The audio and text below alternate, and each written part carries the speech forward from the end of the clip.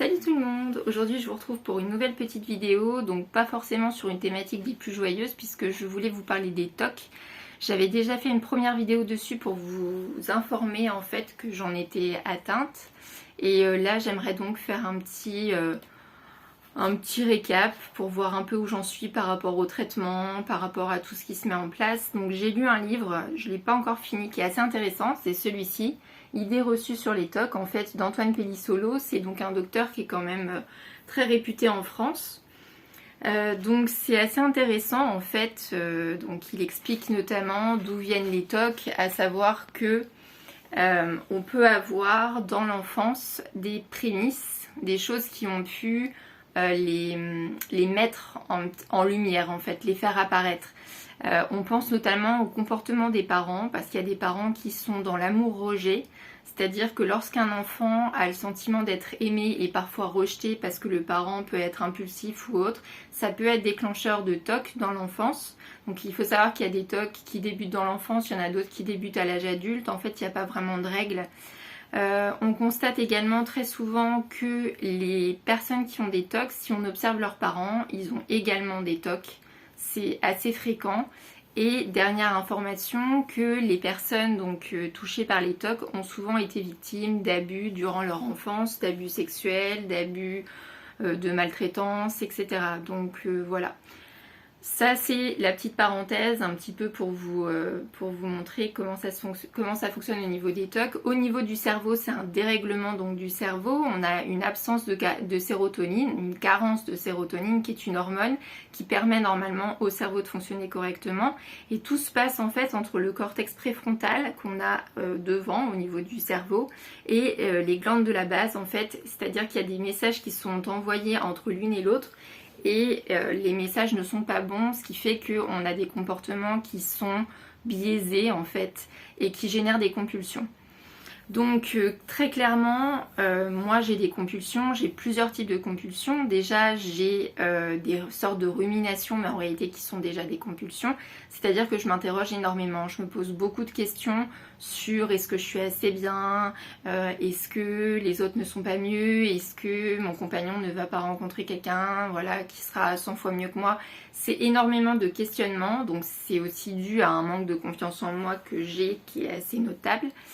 Et en fait, donc ces compulsions-là, donc ces questions, je les note. Et des fois, je me retrouve à avoir 50, 60, plus encore de questions. Donc ce sont des listes énormes que je ne parviens pas à contrôler. Il faut absolument que je les note. Et au bout d'un moment, lorsque j'en ai de trop, il faut que je les pose à mon compagnon. Donc autant vous dire que c'est un peu un calvaire pour lui, forcément, parce qu'il est obligé de répondre à des questions qui n'ont pas beaucoup de sens. Et c'est ça qui est compliqué dans le TOC aussi, c'est qu'en fait, ce n'est pas une psychose, c'est-à-dire que c'est une névrose, dans le sens où une psychose, c'est lorsqu'en fait, une personne n'a pas conscience de sa pathologie. La névrose, c'est qu'on a tout à fait conscience de ce qui se passe, mais on ne peut pas faire autrement. Et dans le TOC, c'est ça qui est extrêmement dérangeant, en fait, c'est que on a conscience de l'absurdité des questions, on peut même en avoir honte, généralement ça entraîne des sentiments de culpabilité, mais on n'arrive pas à faire autrement, on les pose. Et c'est vrai que pour l'entourage ça peut être difficile parce que c'est très ritualisant, et si l'entourage se met justement à la portée en fait de ces TOC en accomplissant des rituels également, etc. Ça peut vite devenir un enfer en fait pour tout le monde. Et en plus de ça, ça rend pas service à la personne atteinte de TOC parce que ça vient les ancrer encore plus. C'est-à-dire que plus on y répond et plus les TOC s'ancrent en fait. Donc il faut pas du tout aller dans ce sens-là en fait, même si bon c'est plus facile à dire qu'à faire. Donc au niveau médicamenteux, j'avais dû vous parler des sérotoninergiques. Donc évidemment ce sont des médicaments, des antidépresseurs pour être plus exact. Des antidépresseurs qui viennent apporter de la sérotonine au cerveau. Et donc à des doses relativement importantes. Généralement on ne prend pas des doses classiques d'antidépresseurs, on les prend à des doses nettement supérieures. On double voire on triple et parfois on quadruple la dose. Donc ça c'est la première possibilité. Lorsque les sérotoninergiques ne fonctionnent pas parce qu'on peut avoir des TOC résistants, c'est mon cas, on peut essayer des tricycliques. Ce sont aussi des antidépresseurs mais qui vont fonctionner différemment, comme la clomipramine. J'en ai une petite boîte ici que je peux vous montrer. Voilà, clomipramine. Donc pareil, qu'on prend à des dosages relativement importants. Donc ça peut être également une solution. pour ma part, ça a fonctionné au début et puis après, ça a cessé de marcher. Donc ça n'a pas été le traitement miraculeux. Et la dernière chose qu'on peut tester, ce sont en fait des sérotoninergiques couplés à des antipsychotiques. Alors les antipsychotiques, c'est ce qu'on va donner aux schizophrènes, mais à des dosages extrêmement importants, ce qu'on donne aussi au cas de personnes bipolaires. Donc voilà, et en fait, moi c'est ce que je teste actuellement. Donc j'ai l'impression qu'il y a une petite accalmie. Alors je prends ceci. C'est l'antipsychotique en question. En fait, c'est une petite pipette que vous remplissez. J'en prends 2 ml tous les jours. Couplé donc à mon sérotoninergique, qui est mon antidépresseur, que voici. Donc c'est de la fluoxétine. Donc bon, sérotoninergique, on ne peut plus classique. Et pour dormir, je prends du diazépam. Donc ça, c'est une sorte de petit anxiolytique qui vous permet d'être un petit peu plus calme et d'avoir moins de pensées intrusives dans la tête. Donc vous voyez, c'est pas forcément facile, c'est un traitement qui est assez fastidieux, mais il y a quelque chose qui fonctionne particulièrement bien et dont il faut que je vous parle, ce sont les TCC en fait.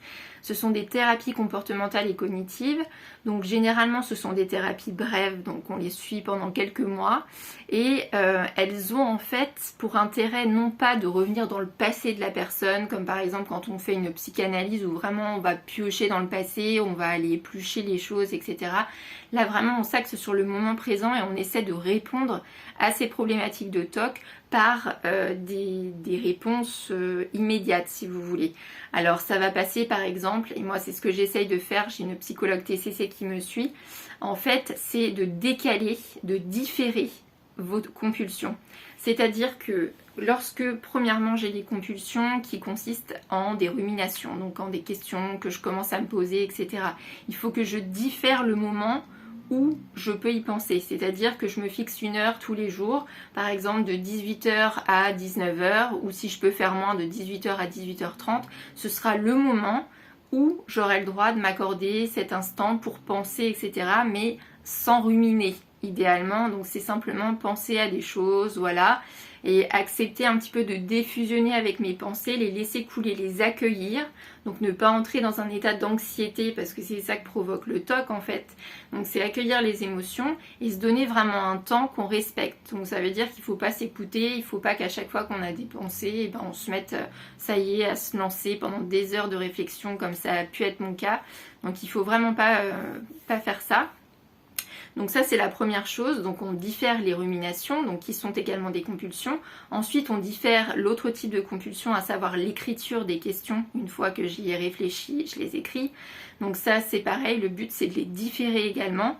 Donc essayer de les différer le plus possible, même si c'est que d'une minute au départ, c'est pas grave. L'idée c'est que progressivement on les diffère de plus en plus. Donc ça c'est vraiment important. Et enfin, troisième chose, différer le moment où je vais poser les questions véritablement à mon compagnon de vie. Donc là voilà, c'est encore une façon de différer davantage. Donc il faut vraiment passer par ce mécanisme. Il y a aussi quelque chose qui peut aider, c'est étiqueter vos TOC.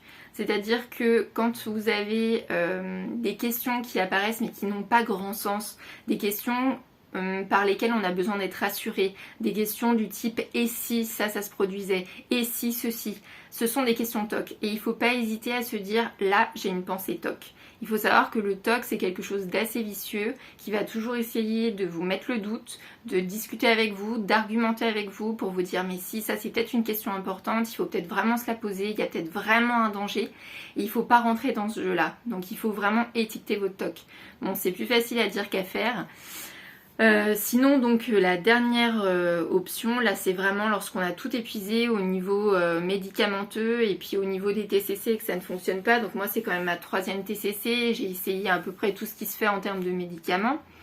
Donc la dernière possibilité c'est une opération du cerveau, donc ça s'appelle une stimulation cérébrale profonde, donc c'est quand même une opération qui n'est pas anodine où en fait on vous implante, on vous met des implants au niveau de la tête, des électrodes qui vont vous diffuser un courant électrique en continu et qui vont vous permettre donc de vivre normalement. Donc ça, je ne sais pas si je vais y avoir droit ou pas. En fait, j'ai rendez-vous avec un psychiatre déjà le 27 mai, donc ça approche, parce que j'ai mon psychiatre actuel qui me suit, mais qui est un petit peu démuni face à la situation. Donc là, il y a un service spécial TOC à Montpellier, donc en fait... Je vais me rendre à ce rendez-vous-là pour voir un petit peu ce qu'on peut mettre en place, où j'en suis, etc. Et normalement, je devrais avoir également un rendez-vous avec un neurologue pour pouvoir discuter de l'opération, pouvoir aussi poser toutes les questions qui peuvent me venir, parce que c'est quelque chose quand même qui me fait un peu peur, il faut bien le reconnaître. Donc voilà, et voir un petit peu ce qu'il en est. Bon, évidemment, je vous cache pas que ma relation de couple, elle en a pâti énormément. Donc là, c'est une période extrêmement compliquée.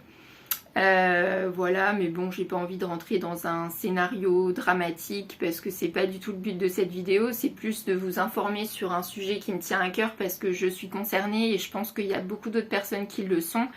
Il faut savoir que les TOC, ça touche 2 à 3% de la population quand même au niveau de la France. Donc c'est pas anodin non plus.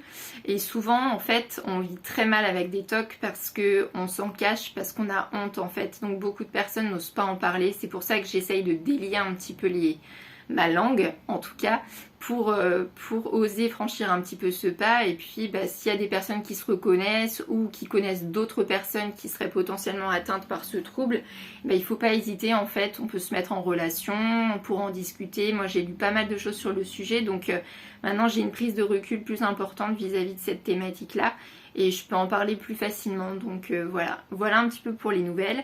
Au passage, merci à toutes les personnes qui ont pensé à mon anniversaire hier, ça m'a fait très plaisir. Je vous fais de gros bisous et puis je vous retrouve très vite pour une nouvelle vidéo. Bisous!